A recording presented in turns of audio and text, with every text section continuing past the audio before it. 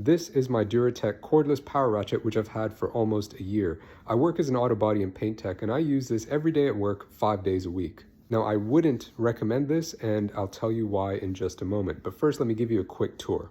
Just looking at it, the layout is very similar to other cordless power ratchets, so it's really easy to work out how it works. There's a trigger to operate it, and when you pull the trigger and it's rotating, there's a work light at the business end.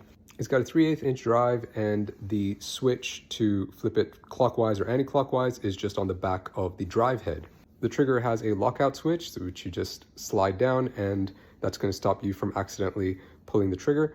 The trigger is pressure sensitive, so you can modulate the rotation speed just by how hard you're squeezing the trigger. The battery indicator LEDs in red, yellow, green right next to the trigger, and the battery on the bottom, you can remove that just by pressing the 2 tabs on the side and sliding it out. Now this comes with 2 batteries and a charger. Now when loosening nuts or bolts, I will manually break them loose, and then once they're loose, I'll zap them off. For tightening, I do the opposite. I zap them on, and I'll just kind of manually check that they're on tight enough. But to the criticisms. This replaced my previous cordless power ratchet, which I had for 3 years, and that was by a brand called Shield Pro. First thing I noticed with this is that it spins at a much slower speed compared to my previous power ratchet.